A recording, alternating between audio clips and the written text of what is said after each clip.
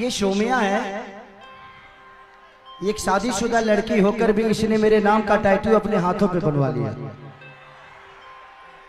और ये नेपाल से, और इसके वजह से इसको बहुत गालियां गलौज भी दुनिया कुछ लोग कर रहे हैं, बट कोई बात नहीं, थैंक यू, बट ऐसा आपको नहीं करना चाहिए।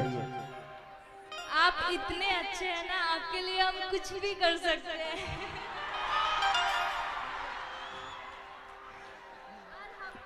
इससे पहले आप जो नेपाल आए थे बहुत बुरा लगा था जो हुआ, और अभी देखिए कितना प्यार करने वाले हैं आपको, और आपके जैसा कोई नहीं है मेरे नजर में तो।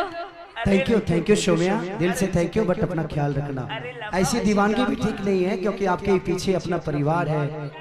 सबका दीवानगी कोई नहीं करता है, कोई एक ही को कोई पसंद करता है जो आपको मैं करती हूँ भोजपुरी इंडस्ट्री में। एक शोमिया के लिए जोरदार ताली बजाइए। ये मेरे से मिलने में पिछली शो में आई थी लेकिन मैं मिल नहीं पाया, बहुत ज्यादा प्रॉब्लम था, लेकिन आज मैं इससे मिला, इसका वीडियो किसी ने मुझे भेजा था, ये रो रो के अपना टाइटल बनवा रही थी, लेकिन बट कोई थैंक यू सो मच शोमिया, दिल से थैंक यू।